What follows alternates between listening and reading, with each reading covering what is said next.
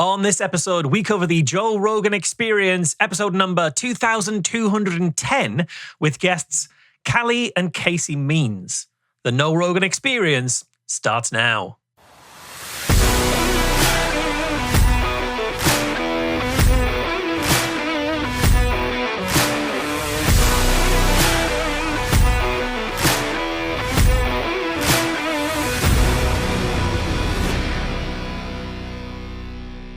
Welcome back to the show. This is the show where two podcasters with no previous Rogan experience get to know Joe Rogan. It's a show for anyone who's curious about Joe Rogan, his guests, and the claims they make, as well as for anyone who just wants to understand Joe's ever-growing media influence. I'm Michael Marshall. I'm joined as ever by Cecil Cicerello. Today we're going to be covering Joe's October 2024 interview with Calley and Casey Means, the siblings. It's an interview that's been viewed 1.8 million times on YouTube alone. So, Cecil, how did Joe introduce the Means in the show notes? It says Dr. Casey Means is the co-founder of Levels Health, which provides insights into metabolic health through real-time data.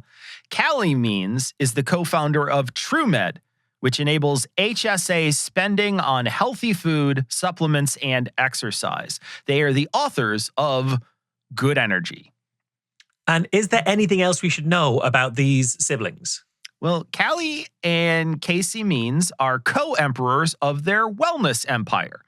Calley is a former food lobbyist, and Casey was a Stanford-educated surgeon, and then she dropped out of surgical residency. Means sought to leave mainstream traditional medicine. And so now, if you're not familiar, residency is the post-grad work where you complete your medical education on the job under the supervision of doctors. Means set up a medical practice in Portland and practiced pseudoscientific functional medicine. Her state license was labeled inactive of January of last year. Means is the co-founder and chief medical officer of Levels, a company that offers continuous glucose monitors. She is involved in her brother's company, TrueMed.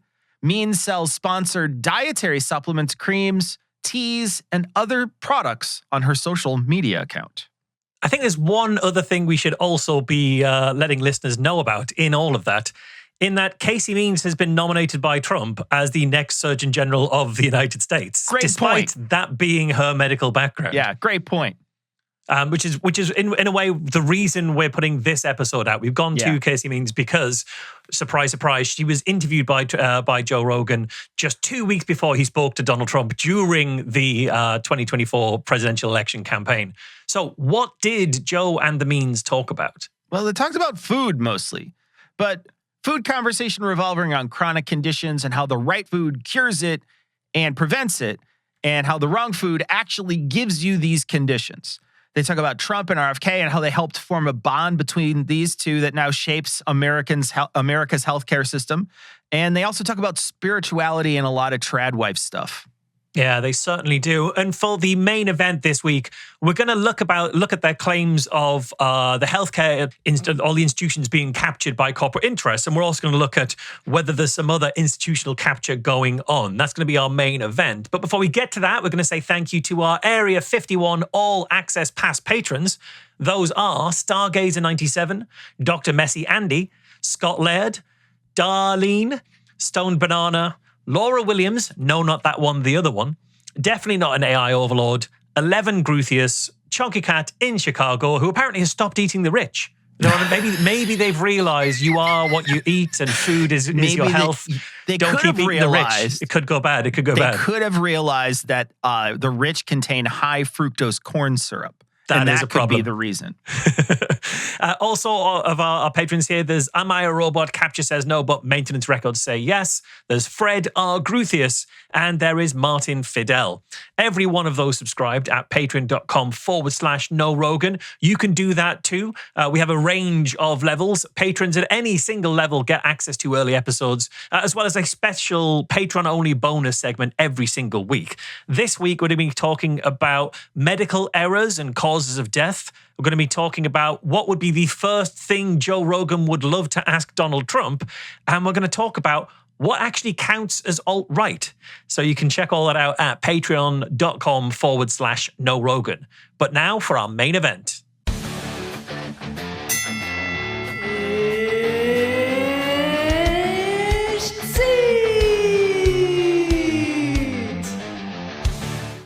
So a huge thank you to this week's veteran voice of the podcast. That was Iris in Switzerland, announcing our main event, this time in German. So remember that you can also be on the show by sending a recording of you giving us your best rendition of It's Time, or Ich sieht. You can send that to noroganpod@gmail.com, as well as telling us how you want to be credited on the show. So like Marsh suggests, this is all about industry capture. And so we're going to start with a clip about how Joe finds his guests. What's up? Nice to meet you guys. Thanks for having us, Joe. Thanks for coming here. I'm all happy, but this is not a happy subject. I don't know. It's probably a bad way to start off a podcast of how fucked we are. But I really appreciate what you guys have been doing. I think I first saw you on Tucker, and the details of all the stuff you guys have exposed it's not. I mean, it's shocking, but it's not surprising. It's really crazy. So I think this is interesting. This, as you can hear, is the first thing that we hear on this interview. You can even hear the intro music in the background. But it shows now where Joe is getting his guests from. Because how many times have we now seen Joe platform someone because he saw them on Tucker? This is the pipeline that I know you and I are both particularly worried about. That Joe will say, I just interview people because they seem interesting to me. I'm not looking for anything in particular. I'm not looking to try and seek out certain types of views. But he's finding people from shows like Tucker Carlson. So at this point, Joe's standards for his guests are at least in part dictated by Tucker Carlson's standards for guests. So who Tucker Carlson decides to speak to is going to have a massive influence on who Joe Rogan decides to speak to, and then who Joe Rogan exposes to a massive, massive platform of audience and millions of people. That's important to point out. I think it's interesting, too, that a lot of Joe's defenders may think that he's sort of this middle-of-the-road guy, that he's, he can go left or right, he'll have left people on and right people on. But if you were to ask them about Tucker Carlson, if you were to ask those same people, be like, what do you think of Tucker Carlson? They would almost certainly, I can't imagine someone being like, yeah, he's a middle-of-the-road guy. I think everybody thinks he's a right-leaning guy, at very least right-leaning, if not far-right, right? I think he's a far-right guy. So what if Joe's getting his guests and is a stream from Tucker, is he creating right-wing shows then? Is his pipeline then creating right-wing stuff when he thinks he's creating middle-of-the-road stuff? And is that just like more evidence that the Overton window has shifted well out of control? Yeah, exactly. Because I don't think, we certainly haven't seen Joe citing finding guests on any far-left shows that he regularly listens to. Yeah. So it does seem like his diet is skewed towards the right already here. They're going to start talking about their origin stories, and Calley is going to go first. So can we get into this? Like, you used to be on the dark side. Let's start with you. Tell everybody your background, like how you got started with this.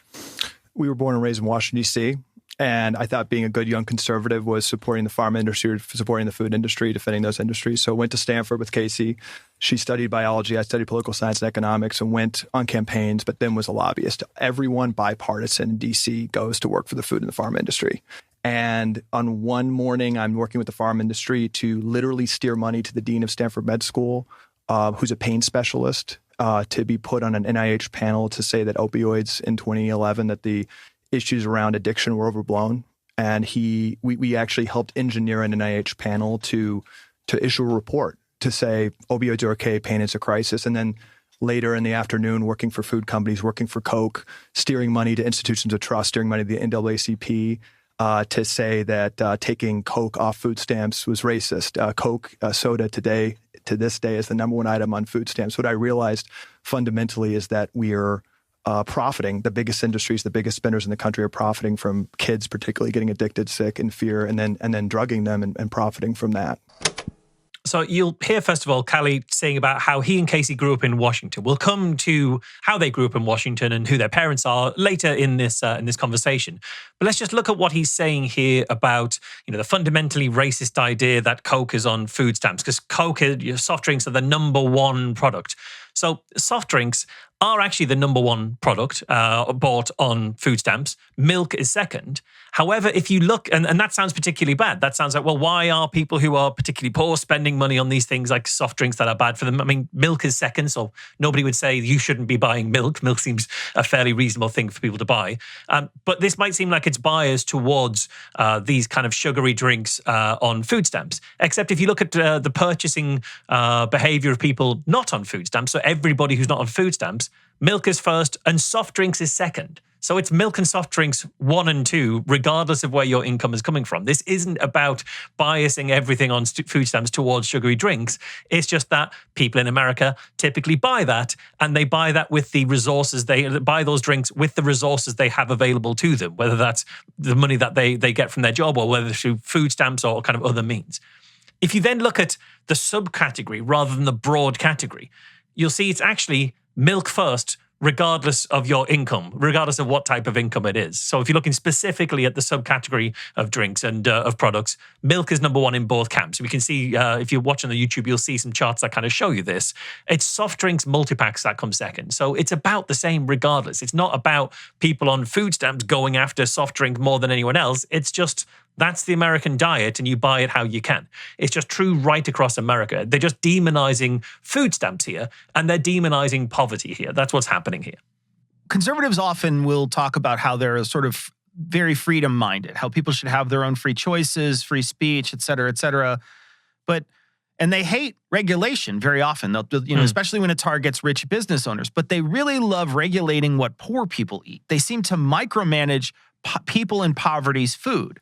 I just want to point out that, getting little things in your life when you don't have a lot, little things like being able to have a can of Coke is really important to you because you don't have a lot of things that many people can do. And it's one of the few things you can do that sort of makes you fit in with the rest of the people who can afford a lot of different luxuries that you can't. Calley brings up now the existential issue that brought them to the show. Wow. So it's just everyone's sort of captured by this thing and nobody steps out of the lines. I mean, the highest level, Joe, I think we don't realize that there's a defining existential issue in our country where our major institutions have been captured. I think there's like pings of consciousness trying to alert us to this, like, you having people on that are calling this stuff out, trying to ring the alarm bell, and people flocking to this show. Iconoclasts from the military-industrial complex, from the healthcare industrial complex. I think Elon being the richest person, the world's trying to sell us something. It's like, let's get resources to these people calling these things out. I think it's like Donald Trump. Like, I've been thinking about this a lot. Why is he the defining figure of our lifetime? Like, why have voters again and again and again gone to him and said, this MAGA movement, like, why are we like supporting this person, making him the defining person of our generation? What does he represent? He represents like putting finger on something that's just not quite right with institutions. And I think the problem is we can't quite wrap our head around how bad it is and how so many people are complicit. But there's all these signs right now. And I think we're going to be brought to our knees if we don't realize this, that our institutions have been captured. So he's claiming here that institutions, the big parts of American government and how American life works have been captured by corporate interests. And the people who are going to save us from that are billionaire Elon Musk going into government and doing what he wants there, billionaire Donald Trump running the country.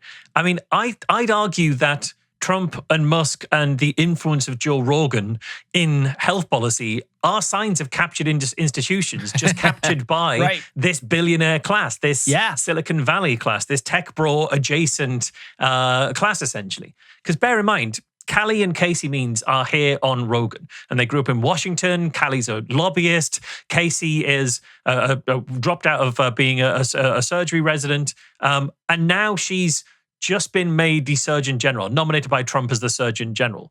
And when we covered the Trump show, the reason we even heard about Casey Means is because when Rogan was interviewing Trump, he brought these two up and said, well, you know them, here's this amazing thing they're doing, and Trump seems to know them as well. So Rogan brings these two up when they're talking to Trump. Trump appoints her as the Surgeon General. RFK Jr., his good friends, works with both of these two. He's the head of the HHS. It's like there's this, the more we hear in this conversation, them describing their version of how America's healthcare industry should work, it's like they've just laid their own alternative framework over every one of the institutions of America and taken it over. Like Trump's got in and here we go.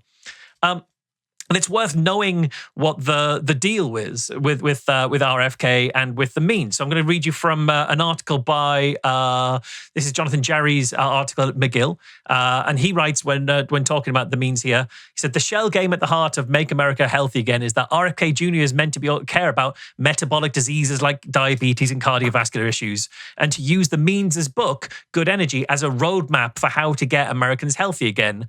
But the focus on mitochondrial dysfunction, which Casey Means is going to talk about a lot, is a mirage. Given RFK Jr.'s decades-long crusade against vaccines, his obsession is not with the mitochondrion, but with one of the public health resounding successes.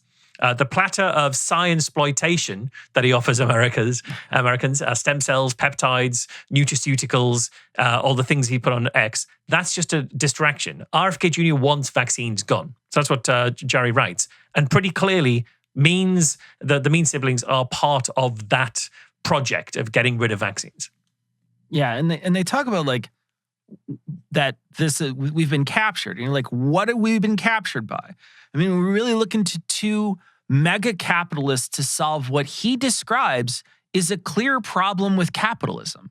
Or are they going to just look, and this is also another alternative to what could happen. Are they just going to divert the money to themselves and their friends and then shift the blame elsewhere? And we are seeing that certain contracts and certain things wind up getting taken up by Elon Musk and certain other ones get canceled. So maybe something to think about. Another, and I just want to say too, you know, we're going to start this show.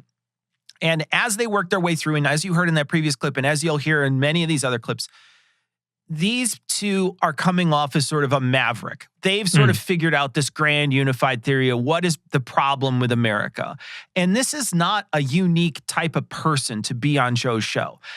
Very often, the people who come on a show are bucking the system. They're a solo agent. They're a contrarian. They have a new way of looking at things, and they're trying to expose the system. Now, either there's a vast conspiracy across massive disciplines here. We're talking aviation, food safety, nutrition, vaccines, governmental spending, mathematics, archaeology, special education, evolutionary biology, et cetera, et cetera, et cetera. Or there are people grifting the system as outsiders, and they keep finding Joe, and Joe keeps platforming them.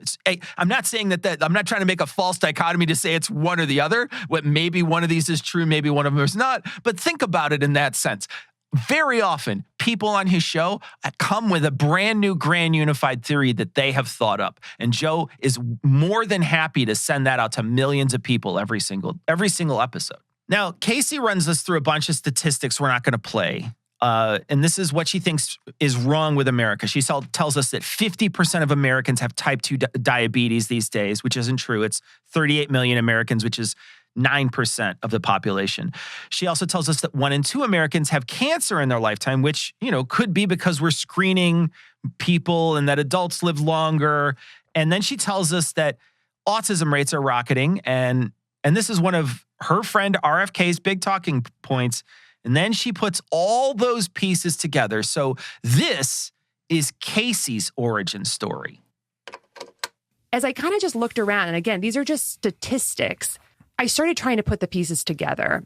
Why is this happening? Why are these all going up all at once? And that led me on what is now a 7-8 year journey, ultimately leaving the surgical world, putting down my scalpel forever.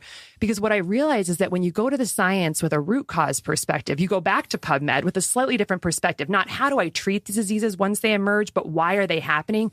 You see a very obvious, blaring answer, which is why we had to write a book about it, which is that it's all caused by metabolic dysfunction, a term that I never learned in medical school. I learned about metabolic syndrome and the different individual diseases that make it up. But there is a problem. There is a fundamental breaking of our core cellular biology that is caused by our diet and the world we're living in, the modern world we're living in today, that is crushing the very way that the human body and our human cells can transmit food energy to life energy, to cellular energy. And so our bodies are essentially, I mean, fundamentally, because metabolic health is how we make energy in the body, the way that our environment is now synergistic to storing our metabolic health, and the science is very clear about this, it's basically like all of us are a little bit dead while we're alive. That's what metabolic dysfunction is. It's less energy in the body. We're underpowered. And that's very dark. I mean, that is very dark. If this is true, what she's found here is something that fundamentally shifts everything we know about human health and how we treat people, and how modern medicine should work. Because as you pointed out a moment ago, Cecil, this is another case where the guest has come on and is bringing their grand unified theory that's going to revolutionize this particular one industry. The one weird trick that they don't want you to know about is that we're all, crushed inside. The energies in our cells are crushed and we're all a little bit dead while we're alive. These are huge, huge ideas. And I would always say when people offer you like one relatively simple to understand reason why a plethora of complex problems are happening, I'd be suspicious of that. When someone sells you a single answer to a bunch of different things, it feels less likely. It's less likely to be true than if there were individual answers to individual questions there. And going back again to an article written by Jonathan Jarry, who'd written quite extensively about Casey Means before she was nominated Surgeon General, he wrote, "America's diagnosis, according to Casey Means, is metabolic dysfunction, her one true cause of all disease or all chronic disease. According to her, our cells can't produce good energy anymore because of chemicals and toxins. It doesn't matter that she's not a metabolic health expert or that these theories, that theories claiming to have found a single cause for all diseases never pan out. It sounds good." And that's pretty clear. And what he also writes, if you want to keep your mitochondria from getting gummed up, the best advice is unsexy and as dull as ever. Eat well, get enough sleep, exercise regularly. Your mitochondria will thank you later. So she's got this grand theory, but it doesn't pan out. There's no evidence that it is behind the many, many diseases that she's talking about or all of the issues that she'll kind of outline throughout the course of this conversation, but also in those stats. She lists all these stats, as you say, autism rates skyrocketing, cancer rates skyrocketing. She's attributing all of that to something that there's just no evidence that it's true. Yeah, and let's just presume that one of the things comes out to be true. Let's say that they start doing all these major studies based on some of this stuff, and that more and more people start to find out that one of these things seems to be the cause of, the cause of one of these things happens to be diet, right? That doesn't mean she's true about everything, right? It doesn't mean that she's true about all the things. And so we can't presume that if there is a win in the future for this sort of thing, that all of it is true.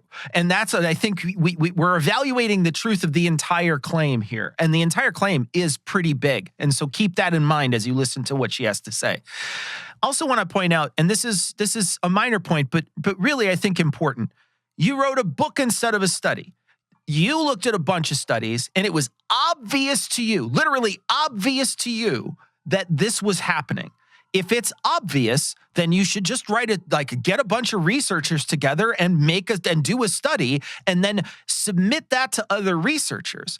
Why skip the rigorous examination of your work for a colloquial examination of your work, for a non-rigorous public examination of your work? One of the reasons could be you're afraid that your conclusion isn't true. That could be a reason that you might skip something so rigorous. All right, we're going to move on to the big health problems in the United States. Look at what's happening. Like look at what's happening with kids. We've got ADHD through the roof, autism through the roof. These are neurodevelopmental issues. Then you look at midlife. Well, women and men are depressed. We have huge rates of mental illness. 25% of women. 25% of women now are on SSRI. I mean, we're living in like the wealthiest, safest country in human history, and 25% of people are on an SSRI. That's insane. Then you go into menopause, perimenopause, that age group, and it's sort of brain fog. And then we have full-blown Alzheimer's going up. So we've got all these neurodevelopmental issues and neurodegenerative issues sort of across the lifespan. And obviously what she's trying to do here is draw a straight line between all of these things. It's ADHD and autism as a child. It's depression when you're towards the middle of your life. And it's Alzheimer's in later life. And there's one cause that's linking all these things together. They're not individual things. This is one set of disorders. They're all symptoms of the same thing. Now, in terms of autism and ADHD rates going up, they have been going up over a few decades, but that's due to better diagnosis, especially actually better diagnosis among girls, because the way that autistic girls play doesn't always look like it's symptomatic of autism because of the way we socialize girls to mask it more, or when they're taking care of dolls and spending a lot of time on how their dolls are sort of perfectly prepared. We see that as nurturing rather than an exhibition of kind of autistic traits. So we get better at diagnosing autism in a wider population and in a younger age, and that's why we're seeing those rates going up. It's not about this one true cause of mitochondrial dysfunction. And then when it comes to, let's just look at SSRIs. Let's really dig into that claim. Now, the latest stats that I could find on SSRI uptake in America was from the CDC, but only went up to 2018. I couldn't find anything after 2018, so it may well be that Casey Means has access to more up-to-date figures than I have. But the figures she's talking about sound like the same ones. According to the report, during the period of 2015 to 2018, 13.2% of Americans aged 18 and over reported taking antidepressant medication in the last 30 days. Antidepressant use was higher among women than men in every age group, which is what Casey was saying there. Use increased with age in both men and women, and almost a quarter of women aged 60 and over took antidepressants. So Casey and Calley said 25% of women are taking antidepressants. This here from the CDC is saying almost a quarter of women over 60 are taking antidepressants. Now, let's give Casey the benefit of the doubt and say she made a slight misremembrance and she was talking about the 25% of women over the age of 60. That's the one she was talking about. It's under 25% if you're under 60. Is that a sign that a quarter of women over the age of 60 are all depressed to the point of requiring medication? Again, I don't think so. I think it's much more likely that those women are menopausal or postmenopausal.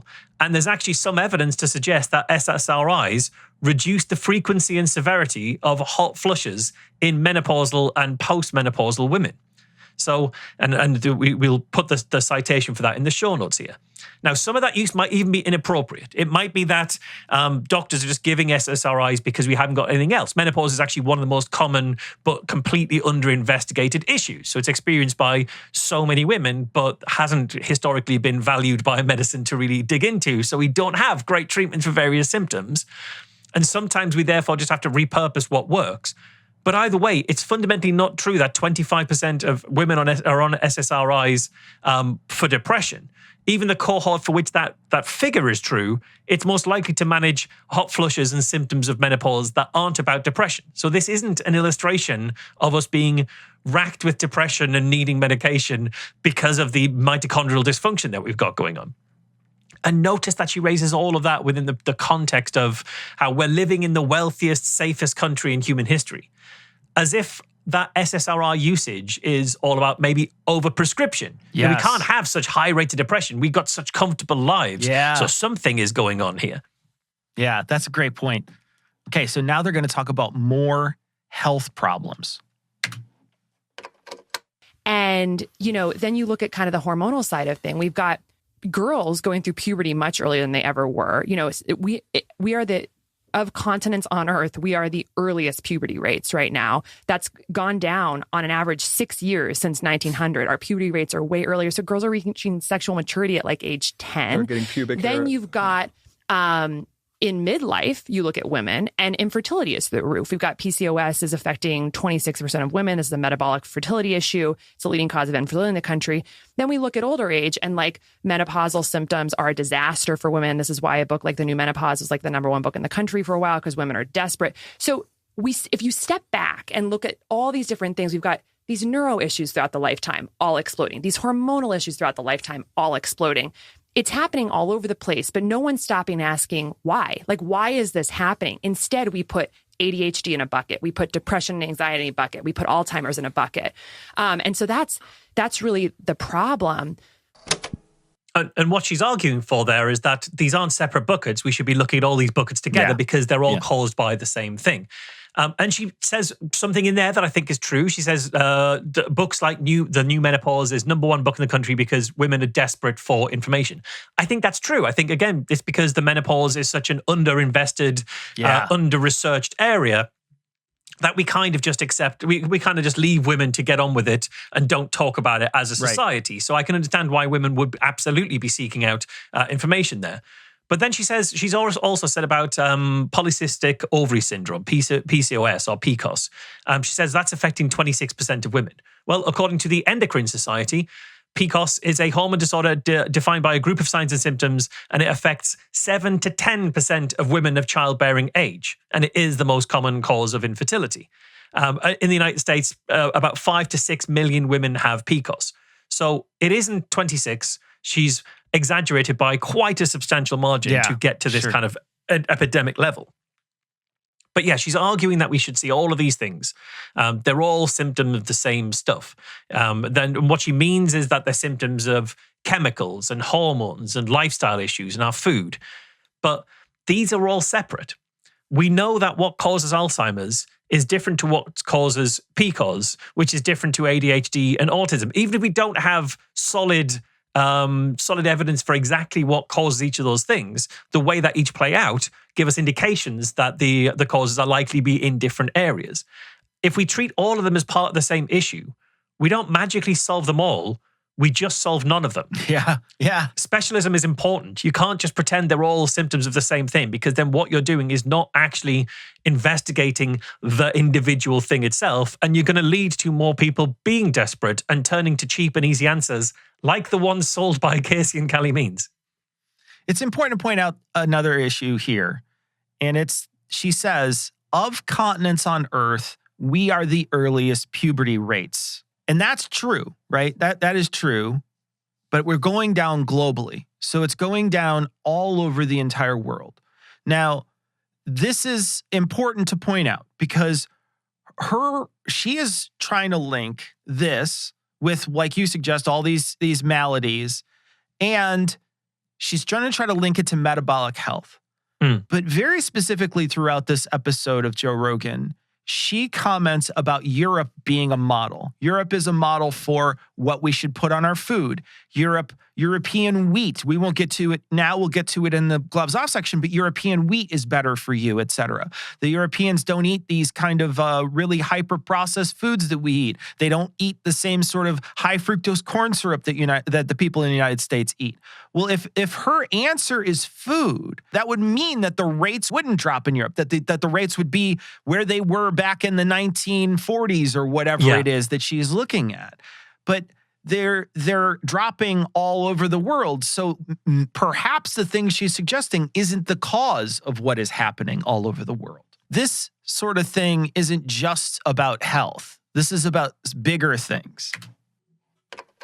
Health is the tip of the iceberg of fundamentally like a planetary issue. But like the planetary issue is the tip of the iceberg of what I think is really, really going on here, which is like a spiritual issue. Like we are like not fighting for life in this world anymore. And I think that's more of a consciousness issue. You know, we talk about why is no one covering this? It's like, I think people see it. I think in some way we have like totally lost respect for like the miraculousness of life. That's what our actions are reflecting. Like we know a lot. We have the technology, the money, and the resources to fix all of this, the planet and health, and we're not. And that's why I think there's something darker happening on like the consciousness level.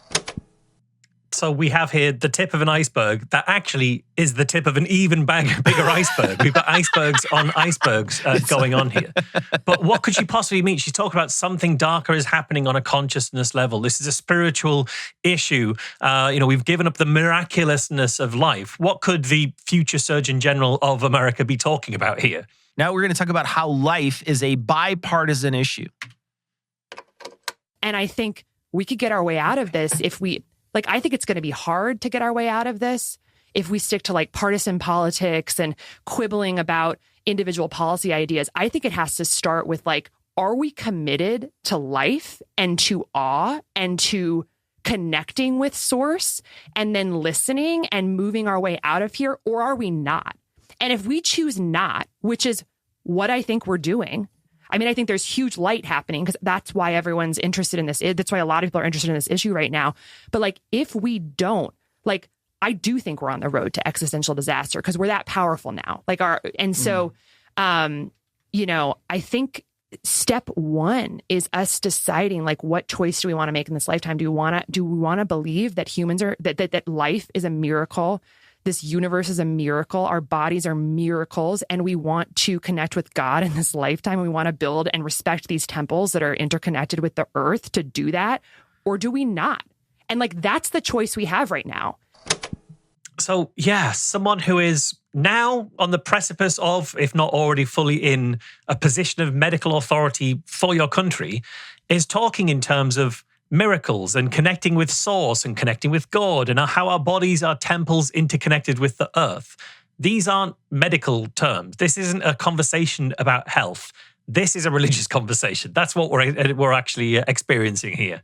Yeah, and look, I'm just standing my ground. I refuse to be committed to awe and connected to source. I'm just not going to do it.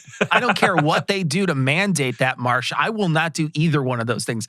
I will resort to never being committed to awe. I guarantee it. I just want to, like, right now, when I go to the doctor and they say, they ask a series of questions about depression. They'll say, have you felt sad in the last couple days? Have you felt sad for the last month? Do you find joy in doing other things? It's like a battery of 7 or 8 questions to find out, you might be depressed.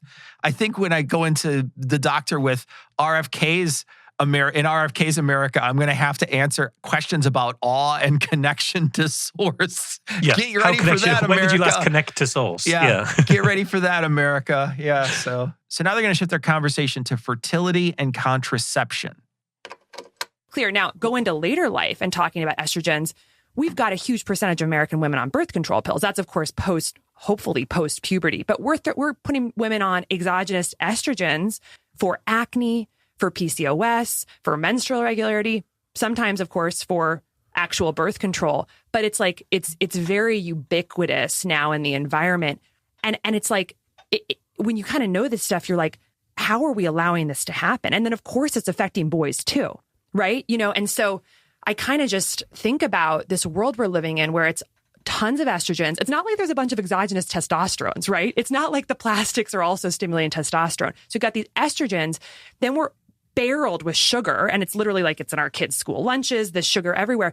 Sugar is driving the visceral fat in kids, which is turning estrogen to testosterone. So it's like we live in a world that's basically feminizing us, which for women, that's going to make puberty early. For men, it's going to feminize them, and then we also have an entire food system that's driving visceral fat to make us more estrogen sort of rich. And what is this doing? I think in a lot of ways, it's depleting American vigor, right? Like we're living in this estrogen stew that's hard to get away from. So here we're coming for the birth control, but because we give it out too broadly, it's been given out for acne and PCOS and menstrual irregularity. But what's wrong with taking a pill that's going to help with severe acne or help with polycystic ovary syndrome or help with menstrual irregularity? What's actually wrong with doing that? Well, especially when the alternative is not doing that and just asking women to just suck those things up as they have done throughout history. So we're coming for some very basic women's healthcare here, and we're doing it under the guise of, we can't have too many estrogens floating around. For that matter, what's wrong with taking a birth control pill to control birth, for contraceptive reasons? That's perfectly valid and has been a huge step on the way towards bodily autonomy that women have had since the birth control, had more and more of since the birth control pill came in. But no, we have to demonize it. We have to do that by comparing the birth control pill to plastics. Well, it's the pill and plastics are what's doing all these harmful things, including apparently depleting America's vigor. I don't know how America as a country, how its vigor levels have been doing since the 60s when the birth control pill came in. I don't know whether they've been dwindling over that time, but it's such a fuzzy and such an unspecific term. That is not a scientific term. That's such a judgment-laden term.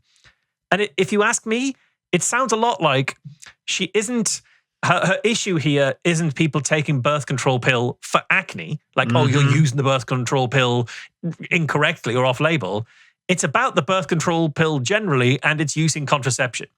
And I think that not just because of this interview, but I went away and found both those people are against the contraceptive pill. She did an interview, as Joe mentioned, with Tucker Carlson in February 2024, which is where Joe found them. And in that, she's very explicit about why she doesn't like the birth control pill. I always noticed that you were not allowed to criticize the pill. Period. Like that was not allowed in the world I grew up in. You could have all kinds of kooky opinions. You cannot criticize the birth control pill. And now I feel like maybe we were played a little bit. Why you're laughing sardonically? Yeah, I mean, I can speak as a physician, but I can also just speak as a woman who has taken all these different medications because it's liberation. Yeah. It's liberation. Yes. We can do whatever we want, and who needs to get a period when you can, work in the hospital 100 hours a week and put off having, and then I freeze my eggs at 37 and have kids, So as a woman, I mean, I do think, of course, these drugs have helped in some ways, but we are prescribing them like candy. We're prescribing them for acne. We're prescribing them for PCOS, polycystic ovarian syndrome, the leading cause of infertility in the United States, which is a metabolic issue driven by our food, and how the food interacts with genetics. And then, of course, for birth control. So you've got these medications that are literally shutting down the hormones in the female body that create this cyclical life-giving nature of women. We basically told women these hormones don't matter. Your ability to create the most miracle of any miracles, which is create life, just shut it down. There's no impacts. That's crazy to me. And as I've woken up from this, I'm realized like your cycle and having these hormonal cycles is part and parcel with our health in every possible way. And also with the miracle of creating life. And so for years, you just lose the biofeedback of what's happening with your cycle. It is one of the key barometers of female health. How is your cycle doing? Is it regular? Is it heavy? And we just shut it down and say there's no repercussions for that, which I think gets to a larger issue, which is a disrespect of life, right? Yes. It's a disrespect of things that create life. And I think about, you've got the pill and it just goes hand in hand with the rise. And this is going to seem a little far out there, but like it goes rise and rise with the hand of industrial agriculture, the spraying of these pesticides, the things that give life in this world, which are women and soil. We have tried to dominate and shut down the cycles. We have lost respect for life, which again gets to the spiritual crisis. Keep going. Keep going. That was Tucker Carlson's. You're almost a trad wife. You're almost there. Yeah, exactly. That was Tucker Carlson's interview with Casey Means in February 2024. And just listen to the way she's framing how evil the birth control pill is. That she's framing this from a women's empowerment point of view. She keeps saying plenty of times that as a woman, I think this, so she has legitimacy to be saying these things. She talks about how the birth control pill is just callously disconnecting you from life-giving. It's disrespecting things that are life-giving. It's just shutting down your hormones and saying that doesn't matter. It's parting you from the miracle of life. It's stopping you getting the biofeedback about your own health, how it's part of a world where we dominate anything that can create life. So she's painting the birth control as a tool of patriarchy here. That's what she's doing. Even though it is literally the opposite of that, it was literally part of the empowerment of women through the 60s and beyond. She has to reframe that. Because to me, it seems like a pretty clear indication between that Tucker interview and this Joe Rogan interview. It's an indication that that's what Make America Healthy Again, that's what they're coming for next. They're coming for birth control next. They're coming for contraceptions. And that is something that is wanted by a large section of the most powerful groups in America. The evangelical anti-abortion groups like the Alliance Defending Freedom or the Heritage Foundation, which to me is another sign that what Casey and RFK are doing here is alternative, like institutional capture. They are the institutional capture, pushing this regressive conservative ideology under the banner of empowerment and the banner of discovery and all this kind of stuff, like taking back control, pushing this regressivism into the various different strata of the American healthcare system all in one go. Yeah, I just want to very quickly point out that the Senate Republicans blocked a bill to protect access to contraception last year. Yeah. Okay, now they're going to talk about how organizations are controlled by the food industry, and so is medicine. Like literally, when I was a junior employee, I helped Coke funnel money to the American Diabetes Association. Okay, the American Diabetes Association says that if you have diabetes, you don't need to worry about your sugar intake. They say it's not tied to food, right? The American Academy of Pediatrics right now is saying that if your child is overweight, slightly overweight, 12 years old, dietary interventions don't wait. It says do not wait to see if dietary interventions work. Ozempic. It's now being studied on 6 years old. The American Psychiatry Association, right? The psychiatrist, the standard of care. If your child is a little sad, SSRI, immediate intervention, right? SSRI rates have doubled among high schoolers in the past 5 years, right? If your child's a little fidgety, the standard of care, right? It's not asking whether they're in the sunlight, not asking if they're too sedentary, not asking if they're being force-fed ultra-processed food, which would make any animal crazy if we subject them to what kids are subjected to. No discussion of that. It's just not in the clinical guidelines. I want to read directly from the American Diabetes Association website. When it comes to managing diabetes, the carbs you eat play an important role. After your body breaks down those carbs into glucose, your pancreas releases insulin to help your body absorb that glucose. In short, the carbs we consume impact our blood glucose, so balance is key. They continue, try to eat less of these refined, highly processed carbohydrate foods and those with added sugar. These include sugary drinks like soda, sweet tea and juice, refined grains like white bread, white rice, and sugary cereal, and sweets and snack foods like cake, cookies, candy, and chips. They clearly do not say what he just said they said. He is misrepresenting what they say. They say you need to worry about your sugar intake and you shouldn't be eating these things. They say the opposite of what he claims. Yeah, exactly. And the same is true for SSRI. There is no part of it where any doctor is advised if a young child is a little sad, stick them straight on SSRIs. That is not how any part of this prescription works. I also thought it was interesting that he's drawing the line as to the increase in SSRIs in children over the last 5 years. Almost like something happened from, say, 2020 onwards, which would severely impact on the mental health of American children and children around the world. I missed that when we first heard it. I just caught it right there. You're absolutely right. All right. Now we're going to talk about the genius of return customers. So you get to World War II. Up until World War II, around that time, the 1950s, 1960s, I would argue almost any medical miracle you can think of or any listener can think of was created before that time. You know, it's all acute situations, emergency surgical procedures, sanitation procedures, antibiotics to make an infection not deadly. Almost every medical miracle we can think of was something that was going to kill you right away, infectious disease. And then you take the pill or take the treatment for a finite period of time and you stop it, or do the surgery quickly and you're cured. Those are medical miracles. And we had a lot of good things happen up until World War II. Very intentionally, the medical industry saw the birth control pill in the late 1950s, 1960s. And the birth control pill was the first pill in world history that people took for longer than a couple weeks. It was the first pill ever that is like, oh, interesting. You can actually convince someone to take a pill for years, for almost most of their life. Recurring revenue. So Calley is bringing this up, and he likes to bring this up, this idea that the birth control pill, well, it's the first pill people had to take as an ongoing thing. He's done it in other interviews that I found with him too, because what he's trying to do here is tie this to an anti-pharma stance.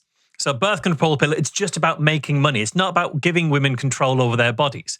So you pair that, the kind of anti-big pharma just wants to keep you buying pills, and that's why they invented the birth control pill, and therefore you should resist. You should stand up to big pharma and stop taking your birth control, stop going for that, push back against the allowance of birth control. You've got that messaging, which will appeal to one segment of Joe's audience or the various audiences they'll speak to. And at the same time, Casey's talking up miracles and spirituality and the sacredness of procreation and the empowerment of women to have biofeedback for their bodies. And she's attacking the other side of the audience where they might be vulnerable to this kind of messaging. Together, this rhetoric is just designed to create a permission structure for a conversation about getting rid of coverage for the contraceptive pill on any kind of health insurance. That is what the agenda is here. And they're doing this in tandem, attacking it from different angles as like a pincer movement. Yeah, that's really interesting and a great point. I want to talk about the framing here, because he says he's talking about medicine before a certain time, which he claims was like up until World War II. And then afterwards was when we started changing how we did some other medical procedures. Well, isn't that just how technology moves forward? Isn't that just how medical understanding moves forward? You know, we had a smaller toolbox, so we did less things. And now we have a bigger toolbox, and we do things where we reach into the toolbox and find a more specialized tool. That's just how the advancement of technology, and medicine is a type of technology, that's how that moves forward. I think I know this is anecdotal, but I want to bring this up. I think of all the times I've gone to the doctor, and I've been to the doctor for things that have been musculoskeletal, clearly, you got hurt your arm or whatever. And I don't expect to get something, maybe a pill or something there, maybe a small pill for a little while to like reduce inflammation or something. But then I think about all the things that I went for that didn't require that, right? Like, I've had like serious headache problems in my life, and I've gone to doctors to see that. I've had, I had a couple other issues that I went to go see doctors for. And I think of all the things that probably they could have easily prescribed a pill that could have gone for a long time, and they didn't do that.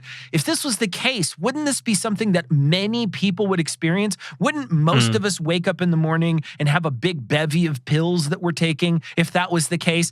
Think about this. Now, I'm not saying that there aren't people who do have that, but those people, I think, are not the regular sort of like the average type of person. I think average people don't wake up and take a giant slew of pills at the younger parts of their life. Maybe as I get older and my body starts to break down, I might need more and more things to try to make me feel more young and more normal, what I think would be normal, and my regular levels of the activity and all the things that I've been experiencing for my whole life. But as I get older, not like when I'm young. And I just don't feel like that's the case. If it was about money, they could be making a hell of a lot more money than they're making right now. Yeah, if they're pushing drugs on everybody, they're doing a bad job, because there's lots of people who don't take drugs every day. And also the idea that drugs were just invented, chronic conditions, things were just invented in order to keep you buying drugs. I mean, I know for a fact I take 2 antihistamines pretty much every day because I've got chronic allergies. And it's not like my chronic allergies are made up. It's not like they've been pushed on me by a lifestyle so Big Pharma can sell me these, what turn out to be incredibly cheap antihistamines that I pay maybe several pence a day in order to keep me from having awful like breathing symptoms. So none of that's made up. And they work really effectively. And if you caught me at a time when I wasn't taking them, you'd hear from my voice and from the noises that I was making, I had some really serious respiratory stuff going on. So like the pills aren't just there because they want to make money. They're there when there's something they can actually do a lot of the time. This is a really important part of the conversation. This is where they're going to talk about how these two people became so influential. I met with Nancy Pelosi 2 weeks ago. Looked at her in the eyes because, we've been helping RFK, helping Trump, and we should talk about that. I think there's a really, really important societal dynamic happening with that unison. But I'm preparing as much as I can to foster this bipartisan conversation. I can tell you, everyone in the room, right, like is horrified by these statistics. But every time their staffers are slithering behind them. And the healthcare staffers in Congress are waiting for their next job with the pharma industry or the insurance industry, and they really drive the place and make the bills. But a real problem with the corruption is these people making policies, literally chairs of healthcare committees. So this, 2 weeks before Joe sits down with Donald Trump for that incredibly influential interview that we've covered on a previous couple of shows, in fact, here is a pair of people that he seems to know pretty well. He's pretty comfortable with them. And they're citing the various people that Joe knows and trusts. And there's, throughout the interview, there's a laundry list of names of people that they agree know what they're talking about. And it's all the kind of people that would appear on Joe Rogan's show. And they're saying they're working with Trump. They're working with RFK Jr. We're meant to think that this is just a coincidence. Joe is still undecided about who he's going to vote for and where his loyalties lay and where he was in the election. But this feels pretty deliberate. This feels very specific. 2 weeks, this is the start of October, 2 weeks before he sits down with Trump, 1 month before the vote, we have people from RFK's team on here to essentially sell the pivot to the audience. So were these two matchmakers for Trump and RFK? Let's find out. So you were one of the people that helped sort of broker the deal with RFK and Trump and bring the two of those together. Tell me how that got started. Tell me how that worked out. Yeah, I mean, when I think about that story, I literally think about 2021, our mom abruptly dying of pancreatic cancer. And Casey and I, on her gravesite, literally hugged each other and said, we want to write a book and we want to make this and evangelize this, inspired by you and others. We want to evangelize this and add to the chorus to prevent what's happening, because so many Americans are on this pharmaceutical treadmill, and then the cancer is random. It's not random. Like all these warning signs that were missed with my mom, her prediabetes, her high cholesterol, her high blood pressure, those were pilled, not seen as gifts to get to the root cause. And then she was chopped down by cancer. This is happening to everyone. So we want to evangelize that. And we've been on the path as best we can with companies and evangelizing. And through these amazing podcasts like Tucker, we got connected with people. So got to know RFK, got to know Democrats, and got to know the Trump campaign. And in the past year, I will say this, the Trump campaign has been extremely interested in the policy of why kids are getting so sick. And if you go back a year ago, President Trump actually at rallies to loud applause has been talking very similar points to RFK. So we got to know RFK. So this is how this kind of brokerage happened. Notice he starts with the story about their mum, which obviously incredibly sad to lose a parent. Wouldn't say anything else about that. But interesting that they highlight the signs that were missed for her cancer, and then they point to things that she was treated for. But they say, no, that you shouldn't have treated her for those things. Those were gifts in order to get a diagnosis. So we've got a very specific worldview going on here. But then what he goes on to outline is effectively how the health industry, the institutions of health in America, have been captured by a group of people. He and his siblings have these outsider views, including on cancer, metabolic dysfunction, all these things that are not evidence-based at all, but they do have connections. And so they talk about growing up in Washington. They're the children of someone called Grady Means. Now, Grady Means was the assistant to Vice President Nelson Rockefeller, who worked on the health and human welfare issues at the Department of Health, Education, and Welfare. He was also a managing partner at PricewaterhouseCoopers. So very clearly very influential, very well connected. No surprise then that Calley grew up and became a lobbyist in Washington because he's got these political connections. He developed further political connections. As a result, he gets to have books published without any qualifications. Why is Calley Means? Casey at least was a medical resident. Calley isn't. Calley was a lobbyist in the chemicals industry. Why is he writing a book on health and getting it published and getting out such a big publicity tour? Well, because he's got connections. He's got influential people in his circle, essentially. He gets to know more influential people. Tucker Carlson. Through Tucker Carlson, he gets to Joe Rogan. Through the two of them, they get to influential people like RFK Jr. and from there to Donald Trump. And then they get to be in the room when decisions are made about the directions of campaigns that go on to become the policies of the incoming government. So I think it's fascinating as to how this kind of connection is being made, because nobody voted to have Calley and Casey Means be influential in their healthcare. Nobody even knew during the election, really, that their views would be so influential on RFK, or that they'd help bridge those RFK views into Trump's policy. But in their world of alternative influence, it isn't what you know, it's who you know. And they're very clearly pulling on all the levers and all the threads and the strings of who they know in order to get into those most influential rooms. And in fact, we know that this is how it works, because what did Trump tell us 2 weeks later? 2 weeks later when he's talking to Joe, he said the mistake he made the first time around in office was saying yes when the wrong people were suggested to him as hires. But this time around, he's got people around him who are recommending the right people to hire. I wonder who he might mean when he says that kind of thing 2 weeks later on Joe Rogan's show. Yeah. I know this is a weird connection, but isn't this the second time we've heard someone suggest that they decided to write a book because somebody died? I thought Kai Dickens said the same thing in her story. And it's a weird connection so far. And I'm not making anything out of it, but it's interesting to see two mavericks in a field, right? Kai in the field of special education, and this in health field. Two people have been rocked by death in their life and decided to change the world.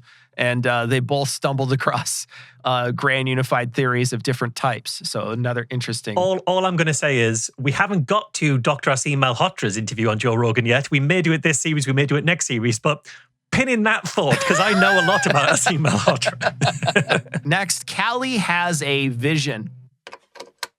Sitting, watching the first assassination attempt, I had like a spiritual, what I can call a kind of out-of-body experience.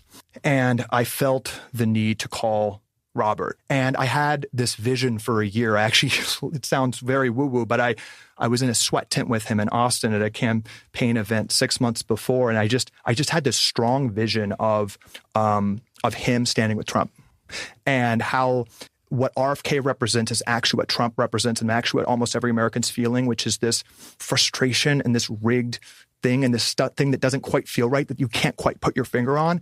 And it was so clear to me that how RFK talks about health personifies this overall kind of institutional capture. It makes it real for people in a really visceral way because it's clearly impacting their kids. So that was all the context. Picked up the phone, called him, and just urged him, as a supporter, as a lowly supporter, to consider maybe this is the time, as President Trump put his fist up, with all this momentum. There's rare moments in history where the deck can change. And I really felt, and he felt, like this could be a realignment of American politics, because that moment felt very heavy after the assassination.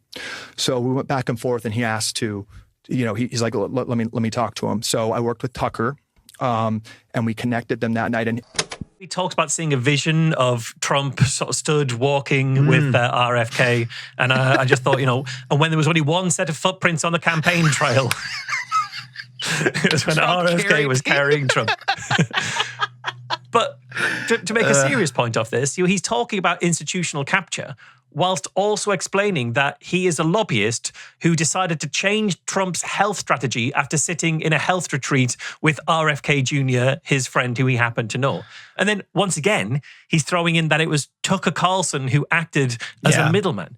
This feels like a carve-up of the country. This is like an old boys network of who you know and who you've rubbed shoulders with in order to get into the influential spaces. Yeah. This is not a meritocracy.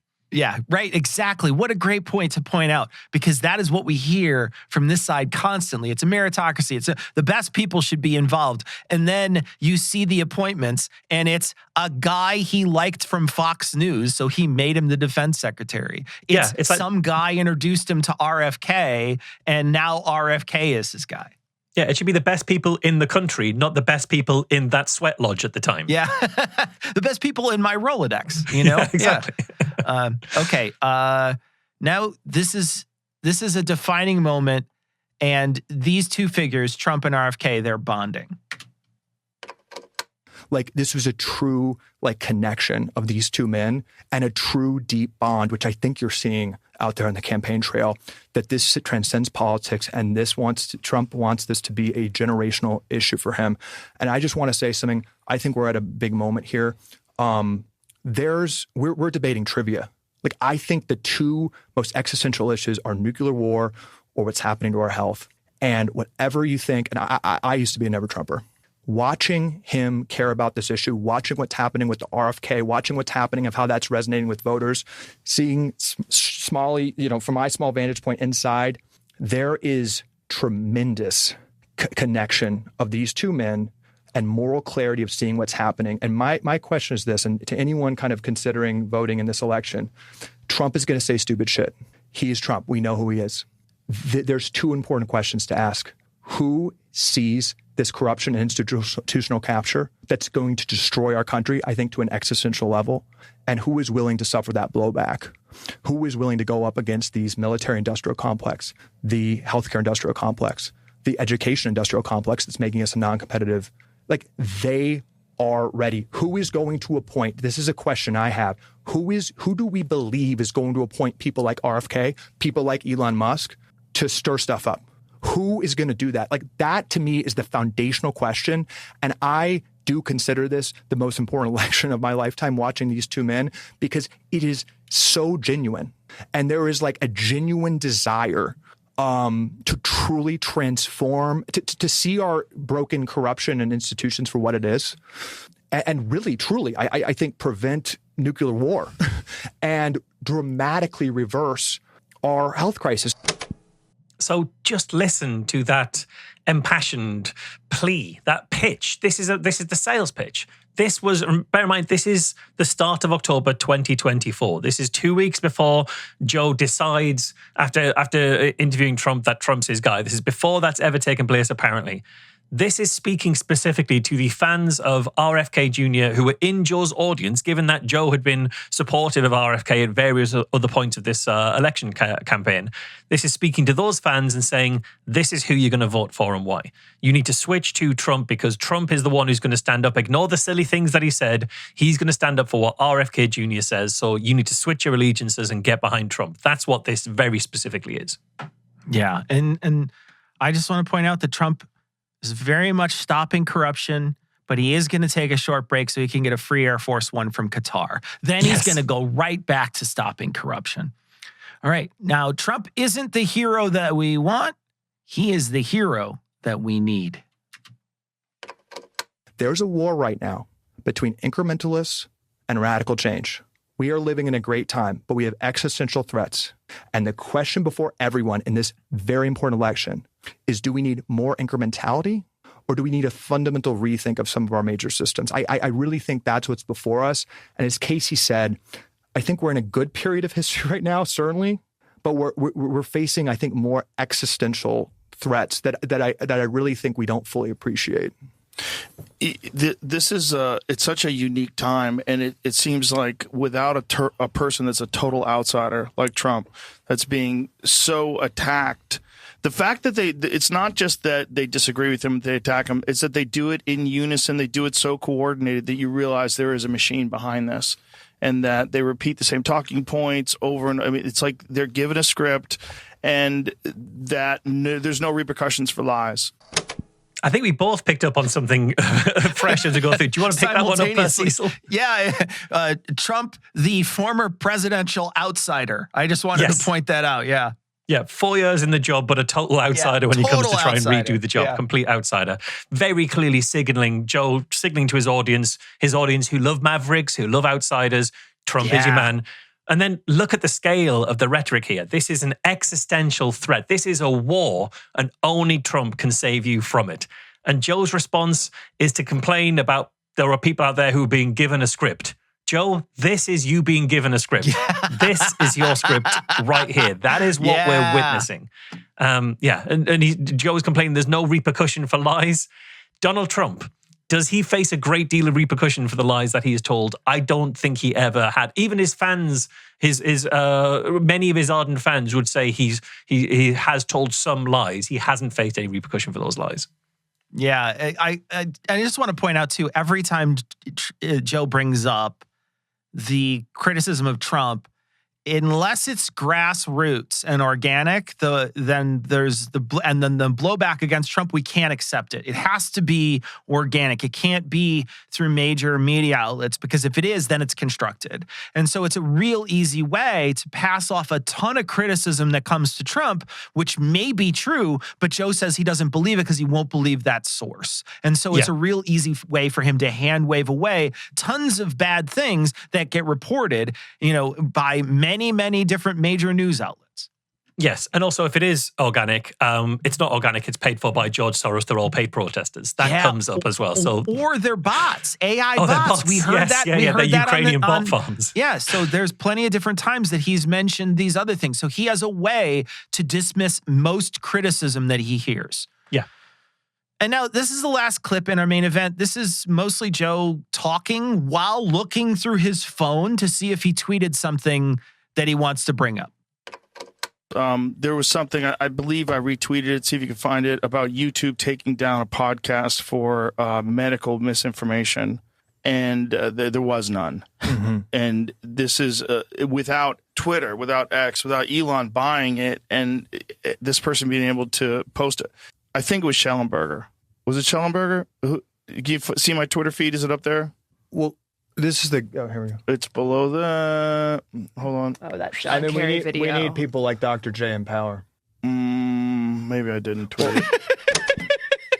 Sorry, it was him. It was him directing Jamie. There's another part where he's distracted on his phone. So I was incorrect there, but yeah. Yeah, exactly. I love that Joe is not listening at all. And this happens quite frequently on Joe Rogan's show. These are bits we normally kind of cut out. But the reason I wanted to leave this in is because while Joe is doing that kind of meandering around, you hear Calley say, we need people like Dr. J in power.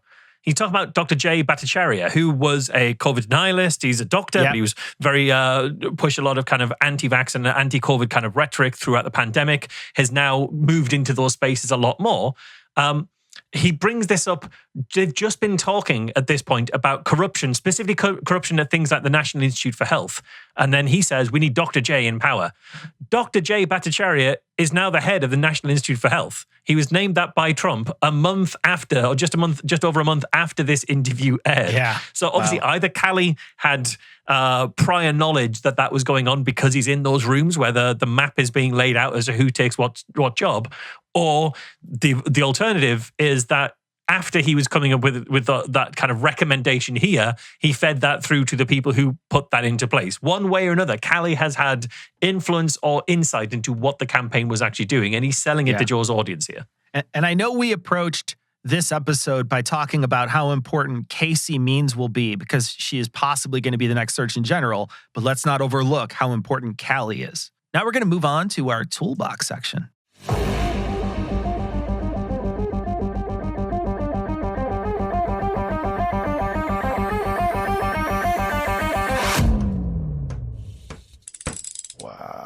So that's the tool bag, and something just fell out of the tool bag.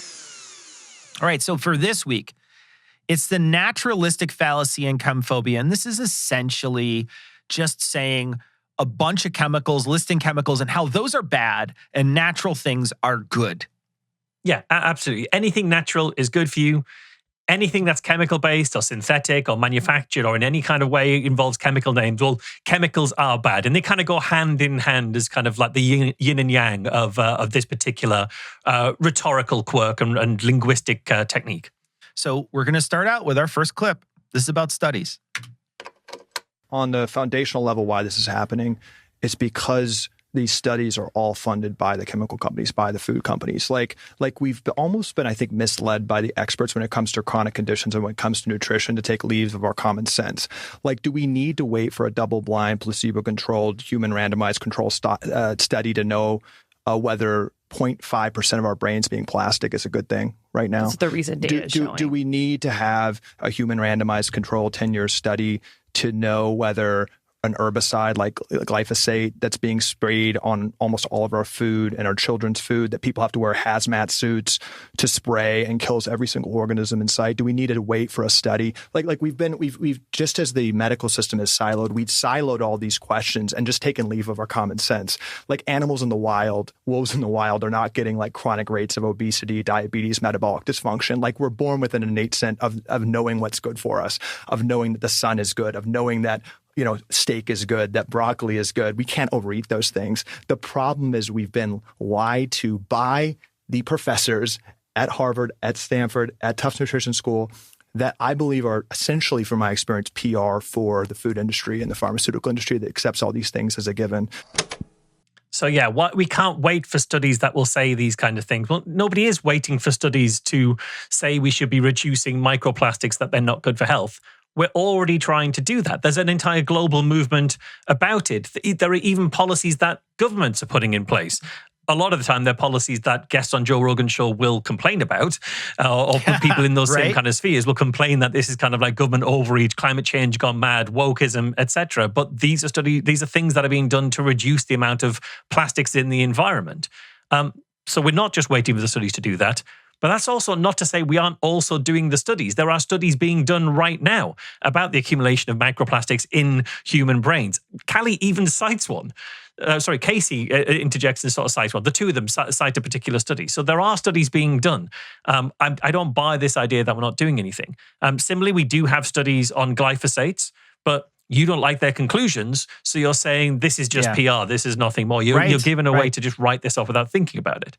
And then he talks about how, steak is good in the wild, steak is good for us. He talks about wolves in the wild, how they don't get chronic rates of diabetes, so we should be living like wolves in the wild. Well, yeah, wolves in the wild also don't have access to medicine and abundant food supply, so they don't live as comfortably or as long. They're way more likely to die of disease, starvation, or injury, so you won't see them getting chronic disease because the second there is a weakness in a wolf, nature will take it out and nature will take that animal down. Yeah. There are two wolves inside of every person. One is just a little chunky and he can't keep up. The other ones are much more speedy and svelte. We don't do medicine using common sense. Okay. We do it with studies. If they want to prove that these obvious things are true, then go ahead and have one of your rich oligarch friends produce a scientific study. They could easily fund this. It wouldn't take anything, right? You could a probably study, not a book. Yeah. Yeah, a study, not a book. Go out of your way to do this. And I'm emphasizing the words you use, which is obvious, right? Common sense. This is easy to do. If it's easy to do, then prove it. I mean, proving it should be that should be a cakewalk, but you haven't done that yet. Common sense at one time thought we had too much bile in our bodies. So let's not just lean on common sense. He keeps saying that the people behind this are in big industries. Well, isn't this a capitalism problem? We're letting businesses give huge amounts of money to political campaigns through Citizens United.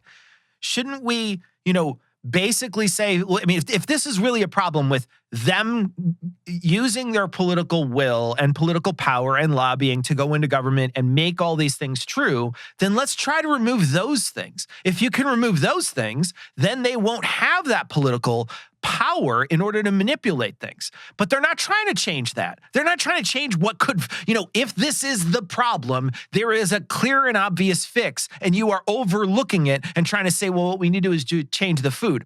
Changing like how we want food isn't going to make these big changes to capitalism. Yeah. Changing capitalism is going to change changing how our government interacts with capitalists will change these big things. But they don't like that answer. They're not trying to do that. I just want to say they're pointing out microplastics in this. Well, what does that have to do with changing our diet? What does that have to do with sunlight? They're pointing out something that I'm like, you can start pointing to all these problems, and that's what they do throughout and say, this is food related. Okay, whatever, prove it. But we get to this point, and I'm like, okay, well, now we're talking about microplastics. Maybe there's some weird back end way that they're related to those two things, but I'm not quite sure how they smash those things together. And I just want to say the fallacy here is that we use unnatural means to grow food, and therefore it's tainted and bad. Yeah, exactly. And meanwhile, he says you can't overeat broccoli, you can't overeat steak. Those things are natural, therefore they must be good. Wolves in the wild must be good, and we should be living like those because nature's best. Yeah, absolutely. Yeah, and challenge accepted, I can overeat steak, and I do very often. Yeah, exactly. All right, now we're gonna second toolbox clip is about food companies. So you had that little food pyramid, which said ultra-processed food is great, low-fat, carbs, base of the pyramid. That was constructed literally by the cigarette industry to promote their addictive products. And this weaponization of food, as I call it, it's not just like this conspiracy. Literally the cigarette industry, those two companies, Philip Morris and R.J. Reynolds, were the two largest food producers in the United States. Like 50% of American food were created by cigarette companies in the 1990s. And they have gotten us addicted and weaponized this food, and all chronic conditions have just shot up. It's because that ultra-processed food, literally by tobacco industry scientists, hijacks our evolutionary biology. Again, you can't overeat grass-fed steak. So yeah, the nasty chemicals from the cigarette companies are designed to get you addicted to weaponized food. Ignoring the fact that this would be also happening in other countries around the world. I mean, where we don't have the same kinds of food systems or food companies pushing quite as much stuff. Are we seeing the same commensurate rise in chronic conditions? Yes, we are. So clearly isn't just that American food is uniquely bad. Flip side of that, he's doing the natural fallacy here. Grass-fed steak is doubly natural. It's real meat that was fed on real grass. Therefore, you can't overeat it, apparently due to evolutionary biology, which in some ways what he's doing here is essentially using a scientific sheen on the naturalistic fallacy. Well, evolutionary biology, if I talk about the science of that, it's sort of saying this is how your body is meant to be, so nature is best, science says so. But obviously this isn't true. Of course you can eat a foodstuff. Your body doesn't decide how much to eat based on how much steak to eat based on the diet of the animal that you're eating. Your body's like, well, hang on, what did this cow eat? Because I need to know that before I know whether to have another mouthful or not. There's a complex mix of other factors involved in eating and overeating or undereating, not least things like how fast you're eating. If you eat too fast, you're going to overeat because the signal that sends your the mechanism that sends a signal to your brain saying you're full takes a little while to get there, and you can eat beyond before that signal comes. If you've been routinely overeating, you're going to train your appetite to be higher. These are all things that you can do regardless of whether you're eating grass-fed steak or a burger. It's all the same. what this is doing is just all designed towards pushing this incredibly simplistic narrative. Natural is good, chemical stuff bad. And it's way more complex than that in reality. I want to add something really quickly, and I don't know if this is something that is, I'm not sure if this is valid or not. Maybe we could talk through this, but is overeat a really vague term? Is that a vague term for a purpose to say something like that? Because overeat seems very specific. It seems personally specific, but it also seems ultimately very vague. What do we mean by overeat? And I think when you say terms like that, it's easy to point to and people understand what it means, but at the same time, we don't have a definitive figure of what that actually means, like by measurement. You know what I mean? Does that make sense? And then it, in a way, it's a real easy thing to say because it seems to match a lot of different satiation figures. Yeah, that's a good point. It's that thing. Yeah, you're right. It sounds specific, but it's vague enough to be applied to a range of different things with the same term, which means that in any different part of the conversation, you could be using the same term to mean different things. And therefore, you're not having the same, it's not clear what conversation you're having necessarily. Yeah, that's an interesting point. So now this next clip is just a continuation of the last clip. The byproduct of this cheap addictive food, which we don't even have research for yet, is that it's sprayed with all these chemicals. It's sprayed with 10,000 chemicals that are allowed in the United States when only 400 are allowed in Europe. All these chemicals to make the food addictive, to make the food cheap, to do the monocropping. And that food is absolutely, and we don't need to wait for the research on this, these chemicals, these neurotoxins are destroying our cells, destroying our microbiome in ways we don't fully understand. So I just want to make clear to everyone, this has happened very intentionally. And it can be undone pretty quickly too. But we have to realize this isn't a conspiracy; it's true corruption that happened deliberately. If we don't fully understand it and we don't have the research for it, how can you know that that's doing what you suggest? Yeah, it's because, and the answer to that is because they're chemicals, and chemicals are bad, and the more chemicals, the worse. And look, don't get me wrong. America does have lower food quality and safety standards than other countries in some cases. You do allow more chemicals to be added to your food than they do in Europe or here in Britain. In fact, American chlorinated chicken was a very big talking point here in the UK after Brexit. Once we liberated ourselves from the EU's high food safety standards, that banned the use of chlorine to treat chicken. Yeah, we've freed ourselves to eat bleached chicken that you guys eat routinely. But the assumption here is that we don't have to wait for the research, as if the research hasn't been done. As if there's this standard of everything is fine chemical-wise unless it's proven to be harmful whenever it comes to chemicals in food. But that obviously isn't the place. The FDA specifically exists to maintain American food standards, and additives have to get FDA approval before they're allowed in food. Including that approval process is showing that they're actually safe in food at the levels they're going to be there in food, that their use is appropriate and that their use is safe. But Calley and Casey don't want you to know that. They want you to be scared of chemicals so they can push what they see as the natural solutions here. Okay, now we're going to move on to talking about things that have a designation called generally recognized as safe. We're one of the only countries in the world where the burden of proof for harm, we allow these chemicals to just enter our food system. We have 10,000 chemicals in our food system. Europe, only 400, because they have to show that it's safe before they use it. We're allowed to use it. And then only if there's issues that crop up, do people have to do research. So, there's this ridiculous GRAS, generally recognized as safe designation, which is essentially a company self-assesses whether the chemical that they are creating is generally recognized as safe. No one's overseeing it. And Brigham talks about this, compassion for the FDA. They're overwhelmed. There's a lot of stuff to do. It's kind of like a hoarder's house. Where do we even start? I don't necessarily know if I buy that. I think that it's pretty bad and bought off that we have all these chemicals. But they basically just have to self-designate if it's generally recognized as safe, and then it can go into our food system. So they want to tell you here that companies are just marking their own homework. And the FDA, they're too overwhelmed to do their job. So what they're doing is giving a complete green light to everything that's new and just declaring it safe unless proven otherwise. that isn't what a GRAS classification, generally recognized as safe classification, actually means. So here's from the FDA website.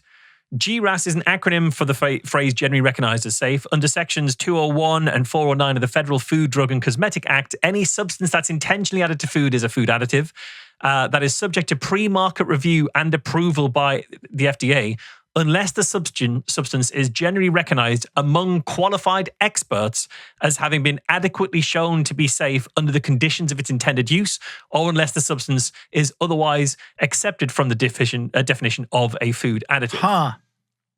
So it isn't that they're going to just assume something is safe until proven otherwise. It's saying that if a substance has already been demonstrated by qualified experts as safe, it can be considered so. And one of the things there might be, for example, if you're taking a food additive and you're adjusting it in a minor way, but creating a new chemical as a result of that, the safety profile might well remain the same, even if the coloring is slightly different. In those situations, you'd go to an adequate expert, to adequately qualified expert to look at it and then provide evidence that it's safe without the FDA having gone through a full reclassification and reanalysis. It's interesting that people who push natural foods can't bring themselves to pronounce it GRAS as grass. They won't let them do it. They won't. It looks so much easier when you just look at it, like, well, they just call it grass. But no, they don't want to do that. Don't mix up these two things. Look, this sounds like a capitalism issue if it's true, right? If it's true, right? If the things you're saying are true, Marsha already talked about how the things you're saying are not true. But even if they're true, this feels like a capitalism issue. And this is what government funding, behind government funding would be able to cure a lot of this stuff. But they're sort of lighting the candle at both ends here. They're suggesting massive changes to our food system in big sweeping ways. At the same time, they're firing a bunch of people who handle these sorts of things. So that's sort of you're burning the candle at two ends there. That's not how you would fix this problem if you were serious about fixing this problem. Yeah, it's certainly very hard to square their issues of the FDA being completely overwhelmed with the bonfire of regulations that Trump's platform promised. Those two things are in contrast to one another. Also, she mentioned very briefly, this is something that Brigham talks about. She's referring to Brigham Bueller, who is somebody I think Joe has had on the show that they also know and is just in that same world. And this happens throughout the interview. They reference even just by first name, will you talk to so-and-so? And he told you this. I talked to Andrew Huberman and various other people. They're all in the same circle, spreading these same ideas amongst each other. And Joe is the outlet by which these people get those views into the eyes of millions of viewers. Yeah, I quickly had Googled that to see who that person was to see if I should put him on our radar. Yeah, I think he may have been on a Joe. I think I might have even added him, or he's on. I think he might have been interviewed by Joe previously. Yeah. All right, so now we're going to talk about poisoning. One thing that I find really interesting is that I really reflect on a lot is what is the difference between a food chemical and a drug? They're all just synthetic molecules that are made in factories, in labs by scientists. Do you know what the difference is? Intended use. So basically, if the intended use is for food, you can synthesize almost anything you want and put it in food. We are being mass drugged and poisoned in our food system with 10,000 virtually unregulated chemicals, which have bought off papers saying that they are safe. This is absolutely textbook chemophobia. Synthetic molecules are made in factories. Well, why would those be, by definition, inherently worse than naturally occurring molecules if you're just putting together the bits of chemical in the same way? It doesn't matter how you synthesize something. A molecule is a molecule. It doesn't really matter the means by which it came together. But rather than consider that or really analyze that or explain that, they just claim that companies can put almost anything they want in foods, which isn't true. That the only difference between a food and a drug is its intended use.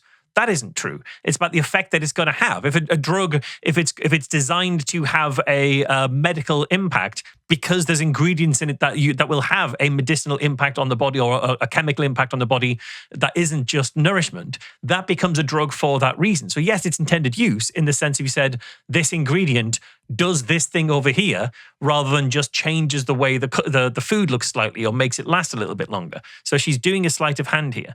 And then the other sleight of hand is she says, the chemicals are virtually unregulated. What exactly does she mean? What is a virtually unregulated chemical? It seems vague. Yeah. So where and where is the evidence that says that the papers that say these chemicals are safe are bought off, i.e., fraudulent? She gives us none of that. But then Joel doesn't ask for any of that either because he's persuaded by this rhetoric of mass drugging and poisoning and the big food and the big drug coming, big pharma, and all this chemophobia is just music to Joel's ears. So any critical faculty he might have to question what he's hearing just gets switched off by that rhetoric. So now we're going to talk about longitudinal studies. And then you've got the evidence-based people saying, well, we need to have a 10-year longitudinal study to show that glyphosate is causing XYZ disease. And it's like, obviously that's not the right approach because, first of all, it is the synergistic combination of all the toxins that are now in our environment that are leading to all these pleiotropic health issues. That's very hard to study. So we have to get our heads out of our ass and use our common sense and realize what's going on and not wait 10 years with these, NIH-funded studies that are going to be corrupted. Do they do synergistic studies, Marsh? Is that something that doesn't happen in medicine? I mean, I'm fairly sure it would be. Yeah, absolutely. What she's doing here, this is just special pleading. It's getting around what the evidence says. Well, the evidence says this is safe. Well, it's because it's not just about that one chemical in isolation. It's about a mix of all of the chemicals. And okay, people will actually look at how does this chemical play out with these other chemicals? How does it play out in our diet? I mean, if you look at the impact of glyphosate, for example, it's not looking at just the impact of glyphosate. It's looking at the impact of glyphosate in people with everything else that people are doing. So it's not like you're just feeding someone glyphosate and they're not getting any of this. So this synergistic thing of everything else that's in the environment, these people, the people in the who are in those studies are in that environment. So of course it's seeing how this stuff actually plays out in the wild. But she's trying to say, well, you need to be able to study the complex interplay of every single chemical and toxin out there, which obviously you can't do to that degree. So you've got to just take my word for it instead, that it's just obviously bad. Later, she'll do the same thing with vaccines. I'm not sure we're going to do it in the show here, but there's a point where she says maybe it's not this one vaccine that causes autism, but the combination of all the different vaccines, that could be what's harmful here. So it's the same thing that's done. And also notice she's saying, these before you even look at these NIH-funded studies that are going to be corrupted. Yeah. So before the studies have even been done, she's decided to discredit them as corrupted. They don't exist yet, but they're already corrupt. Okay, now we're going to talk about ultra-processed foods. You look at the processed food emergence. Processed food really didn't start taking off until these mergers. There was a little bit of a start of it. Ultra processed foods did not exist before World War II. We needed to have shelf stable food for soldiers and things like that we could ship, and so there were maybe some good intentions there. But then there was an opportunity there that got seen, and we can also weaponize the feminist movement against being in the kitchen, you're a slave. You don't, that your values outside the home, you need to climb the corporate ladder. Here, have this convenience food that we basically made for soldiers. And we're going to tell you that this is actually your liberation. So of course we got people not cooking. Families aren't eating together anymore. Kids are eating 67% of children's calories now are ultra processed foods. These means foods that come from a factory made by food scientists, not just processed, ultra processed, the highest form of processing, 67% of calories.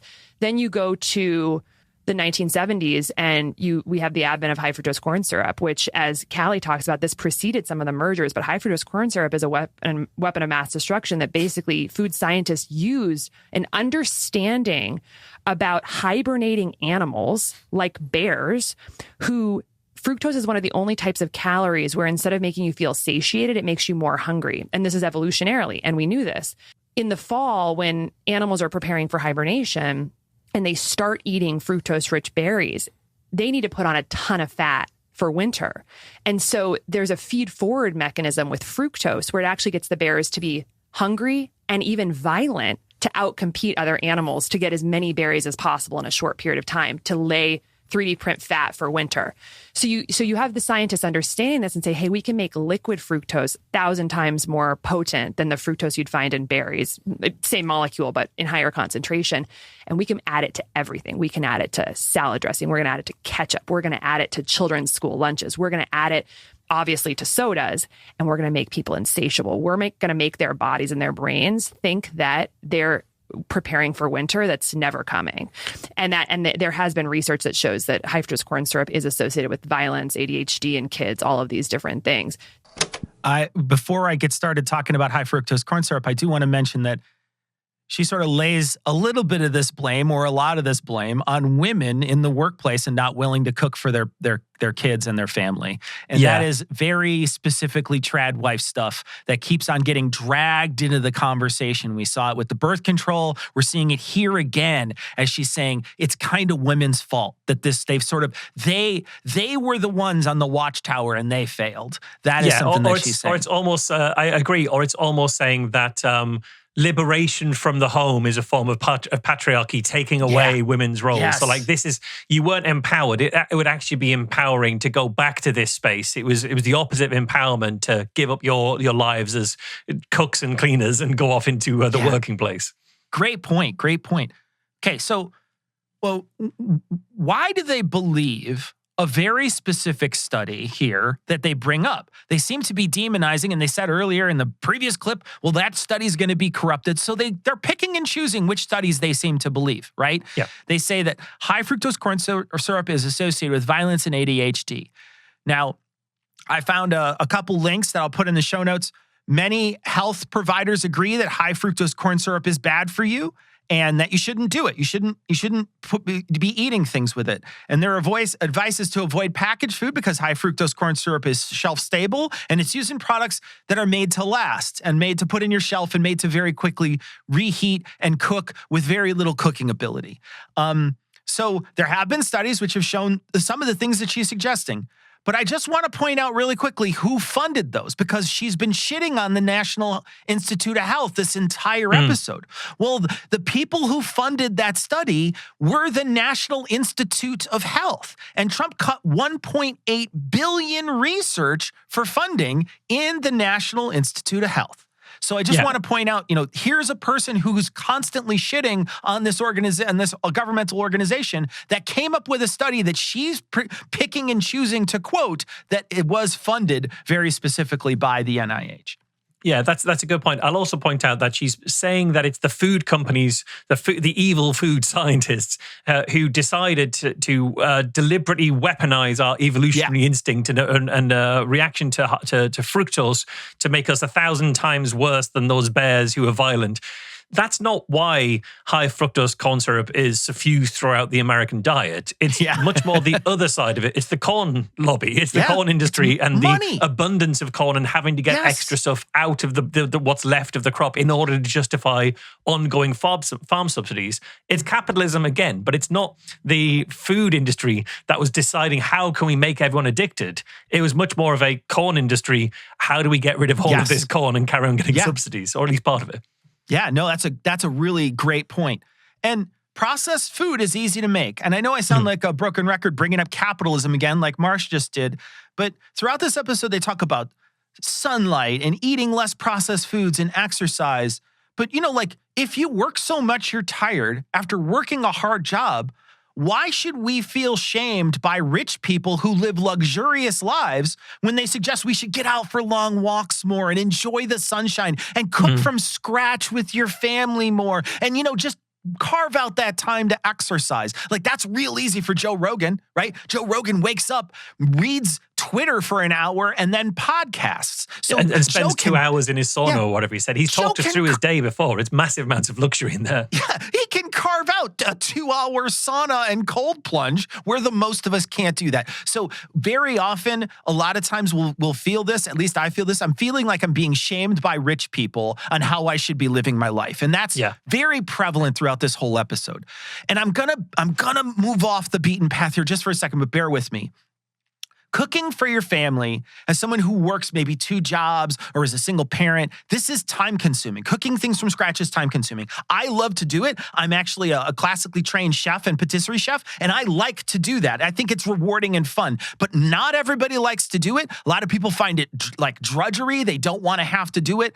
And so I'm going to talk to you about sort of, these people often say, eat a whole food, go ahead and, make a food from scratch. But let's just talk about, sort of what it would take to make a meal from scratch. Let's do this with a cake. Let's talk about making a cake. Let's say you come home from work, your kids want a cake.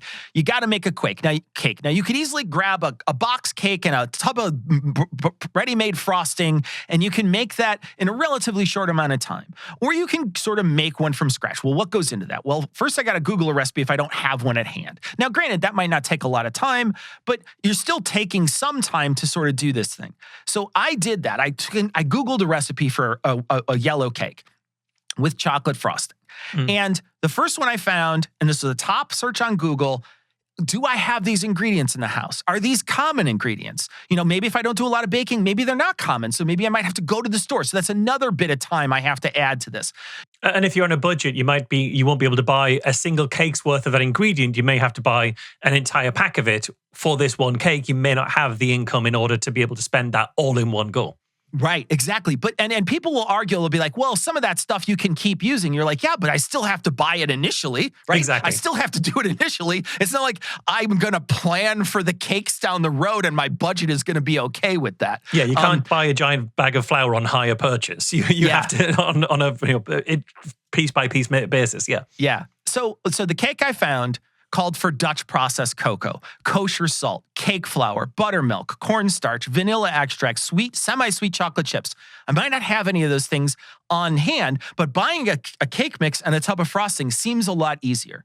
The other thing too is that do I have a pan at home? Do I have parchment paper? Is that necessary? Because in this recipe, that's what they call for. Do I need those things? A box cake is fail-proof. It's got emulsifiers, it's got stabilizers. You can add too little, you can add too much, and buy a pretty substantial margarine. You can leave it out, and you can put it in a cold oven. You can undermix it, you can overmix it. All these different things that you can do that won't break that cake, won't mess that cake up. But you can't, like with a regular, like a cake without all those extra little things in it to make it so it's a little easier to make, those things are a lot harder to make. So you might make a cake that failed.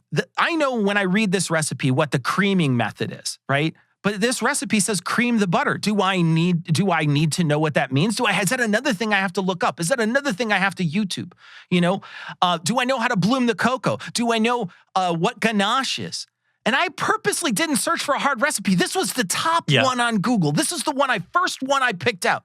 So, it's exponentially easier for you to find and make a cake that's a box cake, and it's going to take a lot less time, especially if you find cooking to be drudgery. And yet, we're going to look at those people and we're going to shame them because they're not providing the proper thing for their children. Let me bring in the beginning piece here too, because the important thing to remember is that while some of the things she's saying are true, right? There's like threads of truth in the thing that she's saying. The overall point that foods cause a myriad of problems and organic food is sort of the grand unified theory that's going to remove all these medical issues. That's not proven at all. That's a gut feeling she has. Okay, so now this is the last clip in our toolbox section.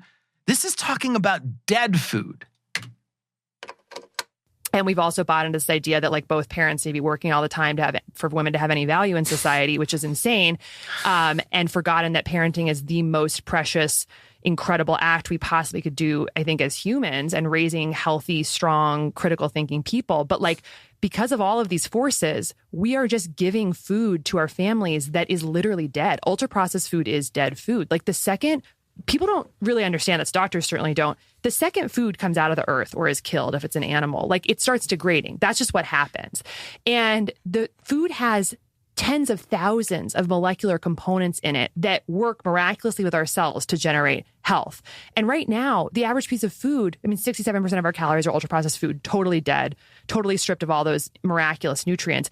And the average piece of fresh food is traveling 1,500 miles from the soil to our plates and is usually out of the ground for weeks. So we are literally eating dead food that has lost all of its magic that is God-given for us to have cells that function properly. And all of this is tied in to all these cultural, societal factors that are being like used against us to make us think that our priorities are basically just climbing the corporate ladder. It's all interconnected. And fundamentally, we need to just wake up and really focus on get back to the core basics below all of this, above all of this, which is that our life is a miracle. That is a really basic thing, I guess. Also, there's a ton of trad wife stuff in the beginning of this. You can just hear it. It's seeping in this. Yeah, absolutely. Women should be empowered to leave the corporate ladder and to go home and get back to the basics of cooking for your kids and raising your kids, because parenting is miraculous. That's what the message is. It's the most important thing you can do as a human being. Exactly. I am missing out on the most important thing I could do as a human being, and Me I too. am 100% fine. Very with that. happy with that. Yeah.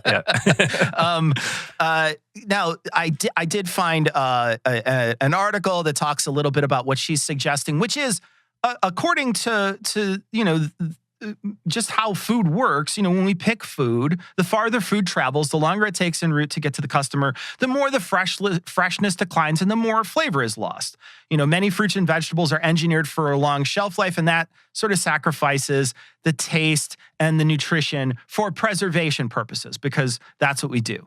I want to point out 2 instances that she doesn't mention. You can freeze and you can can things, and that normally does keep a lot of the same nutrients in. So if you're worried about nutrients in your food, if that's something that you're thinking about, frozen food is a great way to get those nutrients back into your food, because it's literally frozen almost immediately after it's picked. So and it's flash frozen in freezers that we don't even have, right? This is for a flash frozen very quickly in a big industrial setting, and it's actually really it's almost just as nutritious as freshly, like food you would pick out of the ground and then eat it. I also want to point out one other thing. They keep bringing up grass-fed steak. They're like, grass-fed steak is aged. Okay, so we don't just kill a cow and then eat cow sashimi. We age that steak. We cut it. We hang it in refrigerators for sometimes the longer it hangs, the more luxurious that steak gets. So she's saying this has no nutritional value, and here's a guy telling you to keep eating steak and broccoli. Well, the thing they're eating is aged.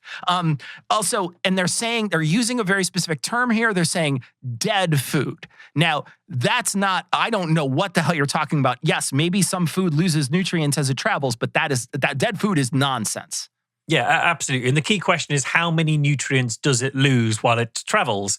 And is what's therefore left somehow worthless, or worse, actively bad for us? Yes. And the evidence for that is no, absolutely not. And not just the evidence from America, but from around the entire world. Yes. Parts of the world where she would point to and say they don't have this kind of problem. They'd have the same kind of issue with food stuff. We just don't see food that that's been a while since it's been out of the ground actively harming us. But this is the naturalistic fallacy. You need to be as close to the soil as possible. Food starts dying the second you harvest it, and you start to lose the molecular components that work miraculously for our cells, as she said, or the magic that's God-given for us is the term that she uses. She's telling us here that nature is best, everything else is bad for you. And yeah, you're absolutely right. This is trad wife coded to hell. This is nodding towards a life where you raise your own crops, raise your kids, give up your jobs, and go live in a farmstead somewhere barefoot and pregnant while your man does the work. Yeah. Just say, oh, Brogan thinks he's all smart. And I'm the last person that thinks I'm smart. Trust me. All right, Marsh, we're at the end. And normally I make you go first because you say, Cecil, you steal my something good. So I will not steal your something good this time. I will go first. There is nothing good in this. I could not find a thing that I felt like it was good. I guess if I was going to say one thing, they seem rich. Is that good? They both seem wealthy. So maybe they live nice lives. I can't pick anything out. I didn't feel like any of this conversation didn't feel like a very pointed attack on institutions that they are now attacking. Yeah, I mean, I came away with something good. I came away with a good recipe for a cake, which I didn't have coming into this show. So pretty happy with that. Again, I couldn't find anything that I felt from the conversation was a net You're good. You're stealing mine. You're stealing it. I said that first. I'm coming to something.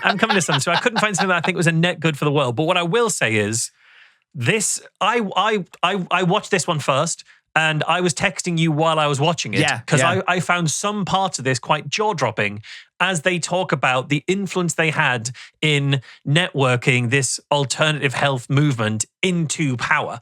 And I think the way that they are so overt and explicit, even before the election, what blew my mind is this was the start of October.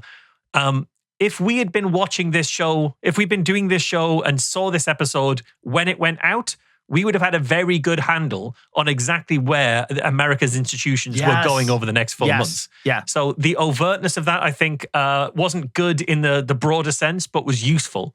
It was explicit enough to make it that kind of gives further power to the idea that we need to be paying attention to these conversations, because these conversations will be at times them showing their entire hand. And I think that's what this one was.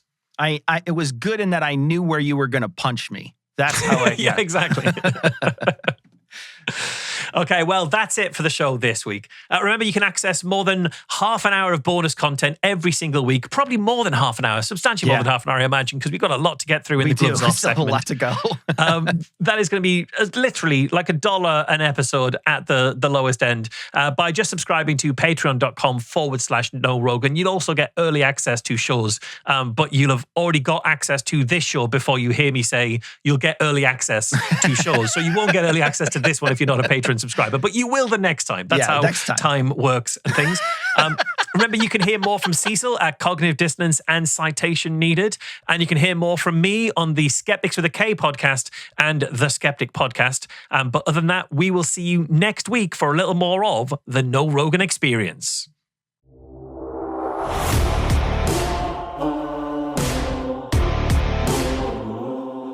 If you love the show, please rate and share it.